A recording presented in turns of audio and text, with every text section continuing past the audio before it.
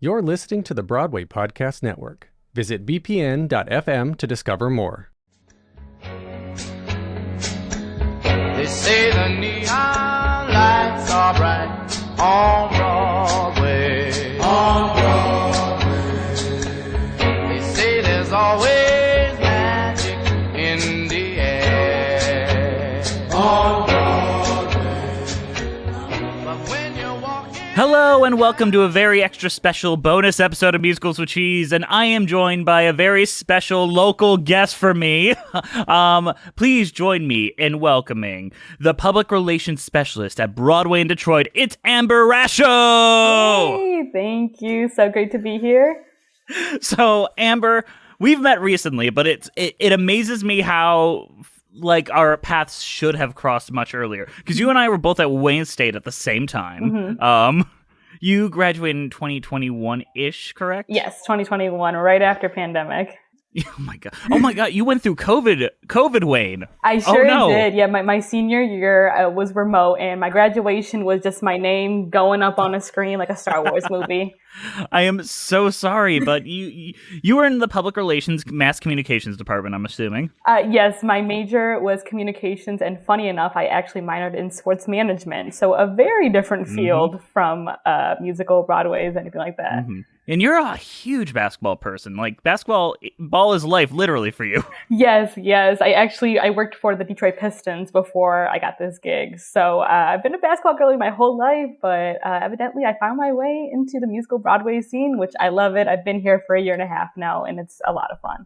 Now, what has been your history with musical theater and theater altogether in your life? So I did do theater in high school, and actually in middle school, my school kind of competed in a Scholastic Olympics, and I got chosen to do the musical theater component. I actually got first place, so it's incredible. Yeah, so that was a little fun. But aside from high school, I had never been to a Broadway show before I started this job, so it kind of just threw me into a whole new world. But I'm absolutely loving it for sure. Mm-hmm.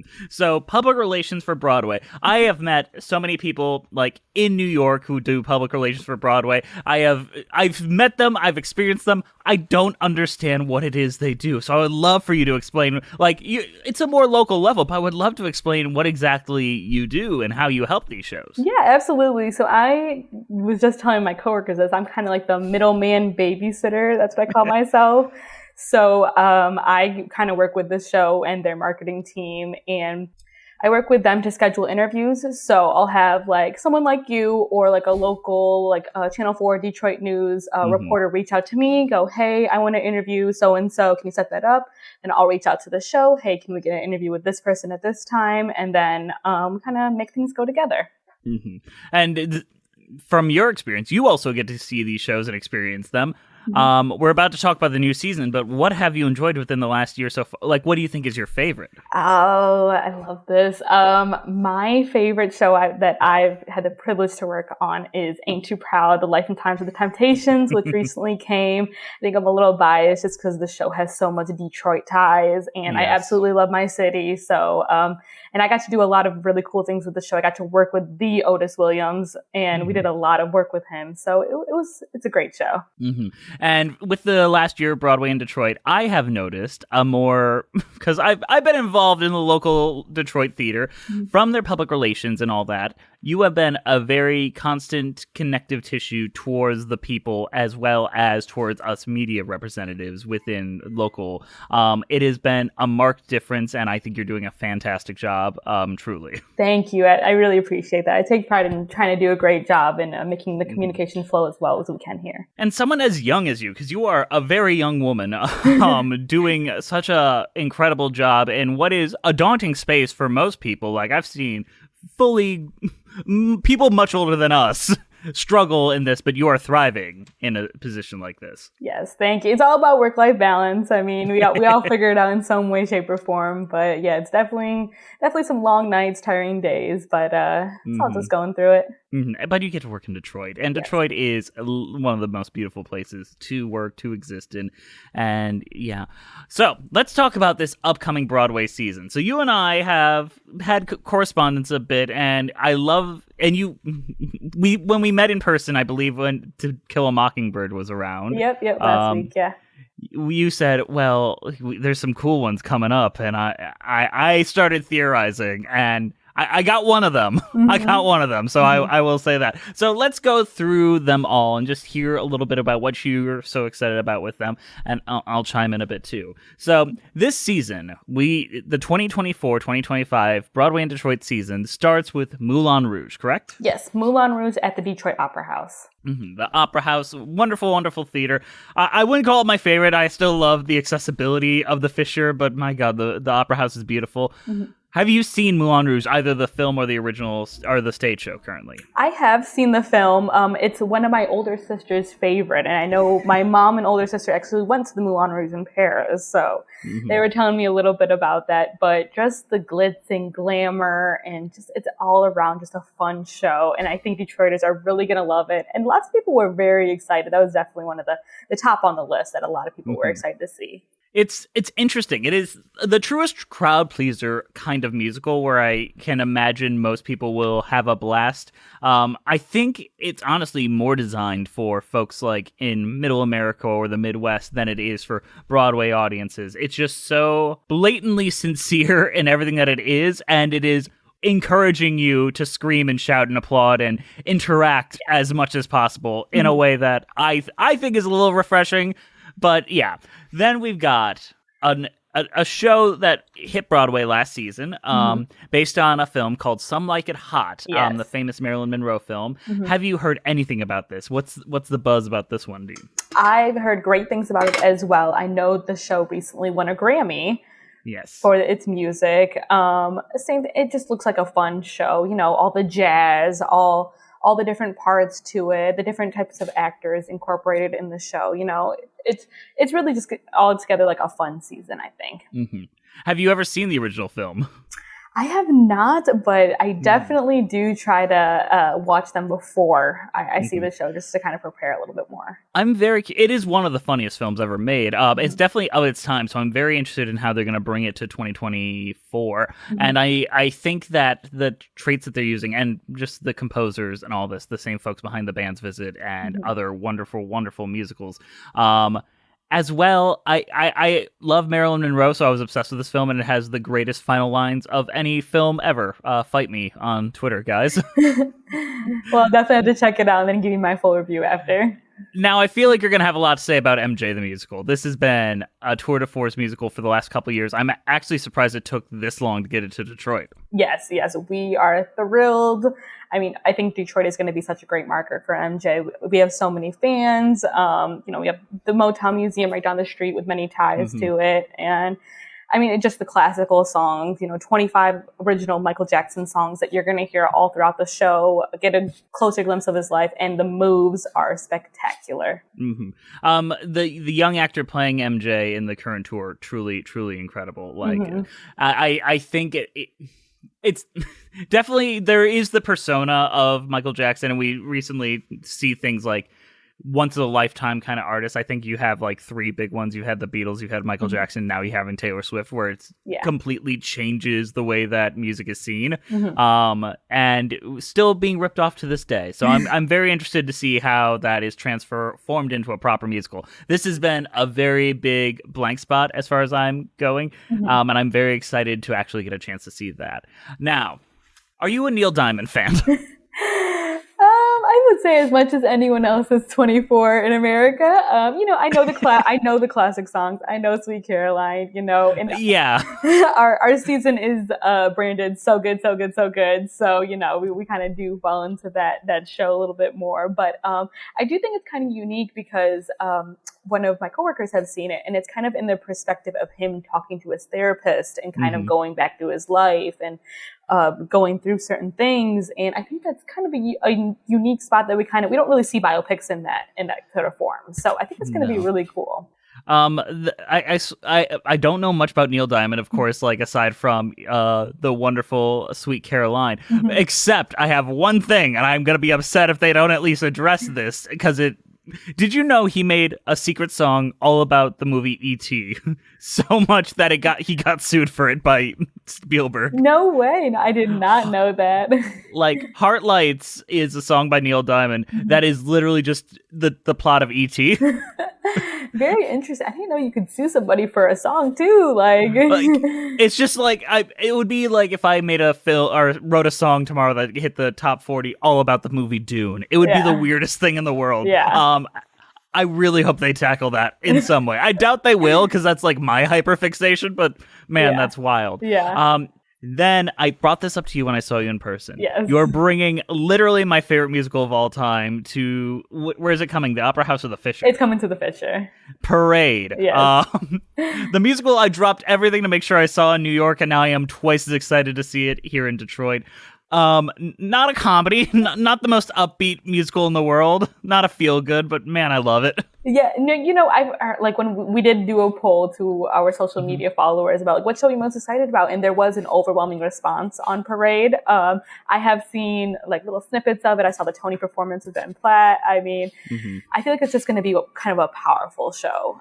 You could speak more about it since you've seen it, but oh yeah. Well, it'll be a lot like the To Kill a Mockingbird response that we had last week, where there will be a lot of moments where the audience does not know what to feel, and it is very bold in the way it represents things, but its fearlessness it wears on its sleeves, and especially with the world at large right now, and current atrocities going on across the world, it's a very interesting way to look at it, especially from a point of view. And Michael Arden's direction of this, and I believe it's being transferred to this tour, is very specifically about true crime and reflecting modern true crime tactics onto an old story, which I found very impressive and very interesting. So I think this is actually going to be like probably one of my favorites that are coming around easily. But then we've got the best musical winner from that Tony season, Kimberly Akimbo, by Chanine Tesori, and that show is wonderful. Have you heard anything about it? I've not personally seen it, but anyone who has seen it, who I've spoken to, has put it in their top 5. And I get it. It is, but it's everything that you want in a show. It'll make you feel very complicated feelings because it's not an easy subject to digest. Basically, the main character is doomed from the first scene, and you know, like, there's no happy ending for them, really. But then it also takes very bold, broad comedic shifts with other characters. So you are going to get the full Broadway, I feel good and have a good time, but also some deep emotional, oh my God, I don't know how to process this kind of emotions that you're not ready for. I think that most people are going to be surprised by this, especially with the marketing being so rainbow focused. It'll be a shocking one. Yes, that's definitely when we're going to have to kind of push, because I know like the copy is just like, Kimberly's a girl and she's going through a hard time. And I'm like, well, I know what the show is about just because, you know, I've kind of looked into it a little bit more. But it's going to be a fun one, and I'm very excited for it. Yeah, I'm very curious as to how like they're going to market it on like the local shows and all that, like what songs they'll pull out, because it's not an easy one to give you like a one sentence summary of what's going on. Yeah, absolutely. There's so many pieces. And then finally, the one that I think everyone has been most excited for, it has been the pre-Broadway tour of The Wiz, which is coming around here. It's hit a lot of places before, and I've heard nothing but glowing things about it. This show is one of the most perfect Broadway musicals ever written, and I am so excited for the chance to see it again. Yes, absolutely. And actually, The Wiz made its pre-Broadway debut at the Fisher Theater in 1974. So since then, this is the first time it's coming back. So we're very excited to have it back. That is actually incredible. I knew Hello Dolly did that as well, but I did not know The Wiz. But so I'm excited for it to return to the Fisher. Have you seen The Wiz? I've seen, you know, the old school movie, of course, and it just kind of takes like a fun, you know, unique twist on The Wizard of Oz. And I think same thing, like Detroiters are really going to love that. They know the story, so it's kind of going to tap into a larger audience out here in Detroit. And it hasn't been around. Like, this is like a few of the other ones, like, it's kind of like popped up, especially like the revivals we've gotten in the last season are things that like old fashioned classics we all know and love. This one should be a renowned old fashioned classic, but we have not seen a proper like revisit of it in almost, 60 years? Yeah, definitely overdue for it, but we're very excited that it's coming back on tour. Yes, and then we've also got the ones that we've already announced, like Shrek the Musical, which is coming around, which is another Janine Tesori musical, which I'm excited because they're paring down and doing something completely different with that. So that looks pretty neat. Overall, I'm just grateful for all the things that are coming to Detroit. Detroit is one of the most thriving theater cities, as well as the professional theater, as you have independent theater and you have local theaters. And this is so inspiring to our young people and getting them an opportunity to see shows that seem so far away and things that represent them, like The Wiz and MJ. It is one of the most incredible season lineups we've had in a very long time, and I'm so excited for it. Now, with you, which one are you most excited for out of all those? I mean, my heart wants to say Moulin Rouge, but I think the sleeper is going to be Kimberly Akimbo. I can see that, yeah. I have to say I'm still a simp for Parade. I don't think that one's coming down anytime soon. But The Wiz is exciting just for its historical context. And I was in The Wiz as a kid, so I have a weird connection with that. Go to Michigan School. Someone's going to put on The Wiz, and it'll be great. For sure. So what do you think are going to be the biggest changes in theater for upcoming years, do you think? Like, because you've been in this industry for a while. Have you noticed any changing trends with either local theater as well as touring? That is a great question. I just kind of hope that we kind of tap into, larger audiences. Sometimes it's kind of hard to get different regions of people to come out to the theater. And we really want to create a more diverse and, kind of more ways for people to be able to buy tickets. We've been doing a lot of student rush, and we've been kind of expanding the rush to military, to teachers, just so everyone's accessible and has the opportunity to come and see these shows. And you also do the lottery programs, which I think are very good. And back many years ago, I've won several lotteries for Broadway in Detroit, and I think that those are very effective ways to get people involved and excited about what's coming too. Yes, especially for the bigger shows. If we do get approval from them for the lottery, like we had some for Wicked, which was a completely sold out performance throughout 4 weeks in Detroit. So it gives people the opportunity to see them. How many young people do you see on average coming out to these shows? Not as much as I want, honestly. Okay. We do have a decent amount that take advantage of student rush, which is always great to see. Definitely, I think our subscriber average age is somewhere in the later 50s, early 60s. So, subscriptions are absolutely great, and we do just want to make them accessible to as much people as we can.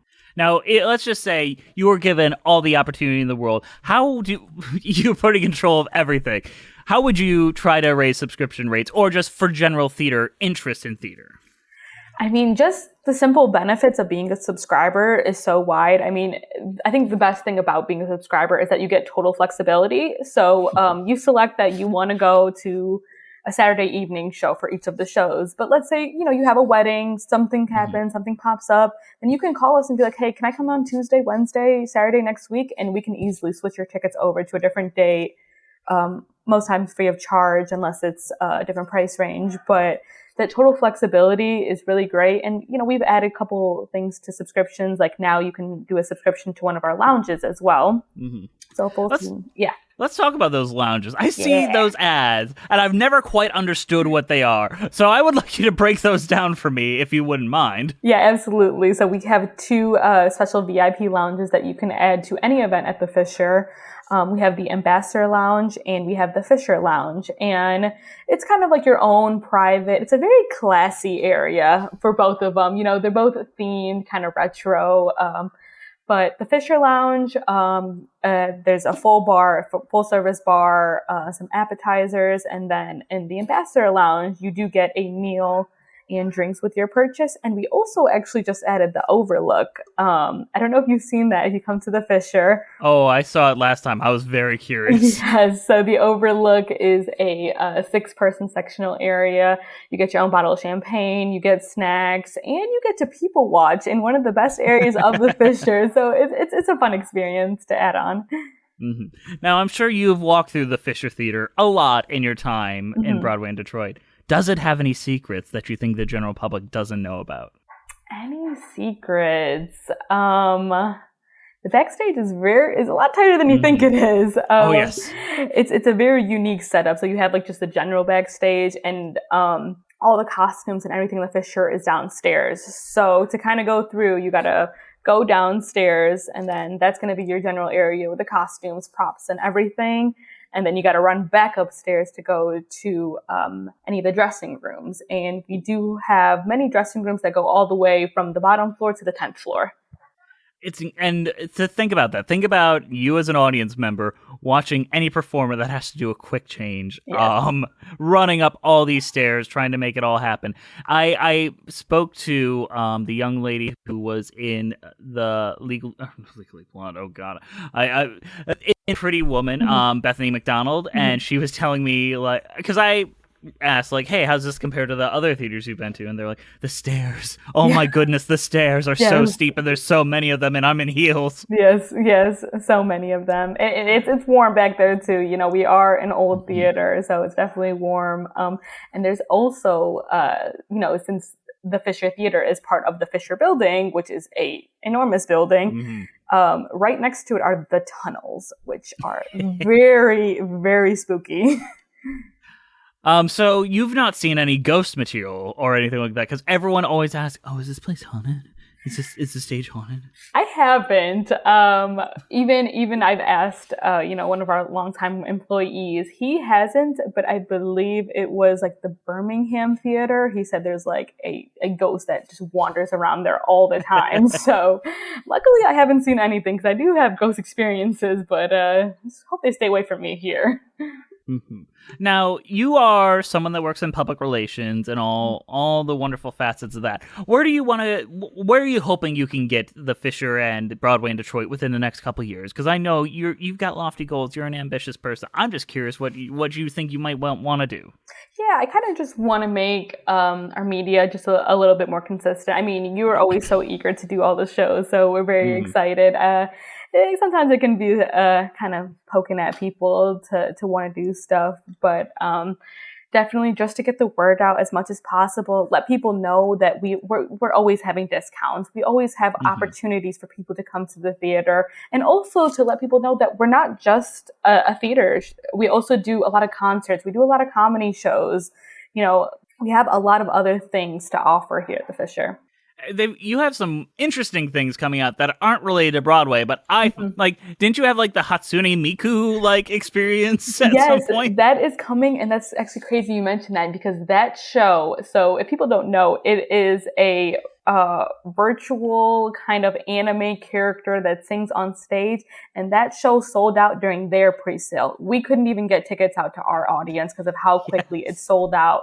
In minutes, and in my time working, I've never seen that happen. Like, and that one, I was like, oh my good, like I was not surprised. I had just a vague knowledge of who that character was, and I was like, yeah, weebs will do that. But then you've got strange things like, Wheel of Fortune Live and Simon and Garfunkel and Three Dog Night, things that aren't like on the Broadway artists like number one priority, but I find them engaging, incredible. And whenever Ben Platt or Mandy Patinkin comes, they're at the Fisher. Yeah, absolutely. It is the theater district, so we definitely do get kind of more of the theater artists will come in, but since about 2 years ago, the Fisher got bought out by the Ambassador Theater Group, which they are trying to integrate more artists or just a kind of a wider range to kind of tap in. A broader audience. Yeah, a broader audience, exactly. Which I think is always a good thing. Although I am still in like my musical theater bubble that's always like, I just want my Broadway shows. Bring me all of them. I understand a broader audience needs more diversified media, which is why the Hatsune Miku and things like that. I'm like, okay, we're doing something new, and that is fascinating, and I love it. Yeah, the one-nighters definitely keep us on our toes because, we're used to working 2 weeks, 3 weeks runs, and then we're like, wait, you got that one-nighter that you also need to think about and to set up press with and to do this with. So sometimes they can be just as much work as a 3-week Broadway run. Yeah, that's that. I applaud your entire staff. I also want to say the additions to the Fisher lately. I know that's not directly you guys, but it is amenities that I am greatly appreciating. Like, there's so much more food options, so many more like drink and spacing options, so much easier access to the restrooms, and I effort has been made to make it a more audience-friendly experience for everyone, and I have noticed the changes, and I appreciate them. Awesome. Yeah. We've added a couple of new bars. We actually, like, just this week, we added new bars in the mezzanine and in the loge. We're testing out new kiosks that you could just order your drink from there. And my favorite feature is just the scan the QR code and it'll come directly to your seat. That's always great. As well as the new parking situation, because parking was never a mess, but always confusing, and now it is so much more streamlined, so much more fitting with the rest of Detroit. I love it. Now, I'm glad you say that, because for our older subscribers, they are not loving it. So the parking garage was recently bought out by Metropolis Parking, so they kind of run it, which can get a little tricky just because we own and operate the theater, not the building. So we do have to go through certain obstacles when we're, trying to do some stuff like that. But, our usher staff has been great of just kind of making that a seamless process for everyone coming in. Yes. So Amber, I don't know if you're a terminally online person like I am, but if you have places that you want to promote and send our audience to, please take this moment to send it out. Like, do you have the Instas you want to be followed at? Do you have the links you want people to find? Absolutely. I probably shouldn't say this, but I do. I run all of our social media on top of being the PR rep. So, yes, absolutely. For any ticketing, please go to BroadwayInDetroit.com. There are a bunch of scalper websites out there, and I'm always getting calls, comments that I paid $800 to go see the show, and I promise you our shows are not that expensive. So for any ticketing, Broadway in Detroit, if you are a student, a first responder, military, stay updated on our Facebook page, which is the same, Broadway in Detroit. There you can find information on Student Rush or any deals happening. And then same TikTok, Instagram, and Facebook are Broadway in Detroit. Twitter is just Broadway Detroit, so no N, but still easy to find. Last question, and this is kind of just a personal thing. If it doesn't exist, I think you should start it. Is there rivalries between you guys and like Broadway in Toledo and the Wharton Center or the East Lansing? I think y'all should start like a basketball league and compete against each other, because I think that'd be great. Oh, I'm winning it. You already know that's my thing. So actually, not much with other cities. So our owners, the Ambassador Theater Group, actually own a couple others. They own like Broadway San Francisco. They own San Antonio, Colonial in Boston, and we actually just merged with the Jamson Theaters in New York. So those are under us as well. We do have a little competition with the Fox occasionally. Sometimes they'll get some shows, like they have Annie coming up pretty soon, which we had last year. So there's that. But as far as the Wharton Center, we actually work pretty closely with them. Later this summer, we are going to host their Take It From the Top summer camp at the Fisher Theater. So that's kind of a camp for young high schoolers that can sign up and kind of get a full week's worth of classes, and then they'll do a performance at the end. So we kind of like to collaborate with them. I think they're a far enough distance to where people can choose if they want to come to Detroit or if they want to go to East Lansing. So yeah. I think it's incredible, but I also think y'all should fight. Y'all should just start. You guys should start like a March Madness tier, something with like friendly competition between your other Broadway houses owned by the same people. Yeah, we do have our like annual monthly meetings with them where we just kind of talk about what shows we have and who we're dealing with and everything. But it's all love and it's all fun. Oh yes, Amber, this has been lovely. I hope you had a good time. I know you had a good chat here. Anything else you want to say before we wrap this up? Just to let the audiences know that if you're interested in any of our shows, to go to BroadwayInDetroit.com, or you can come down to the Fisher Theater box office. Subscriptions do open to the general public on April 1st, so make sure you look into that and, hit us up if you have any questions. Like I said, I run the social media, so I'll help you out. Yeah, it's no April Fool's joke. You get your subscriptions on the 1st of April, even though it's April Fool's. Go on to BroadwayInDetroit.com and check out all the wonderful things that are coming up. And I know there's more things that have yet to be announced even, so we got a lot of cool things in the future. So, and Detroit's thriving with arts, and you are missing out if you're not there. So thank you very much, Amber. This was truly, truly a joy. And the links will be in the bio of this podcast. And we will see you next time on Musicals with Cheese. Awesome. Thank you for having me. I'll be a big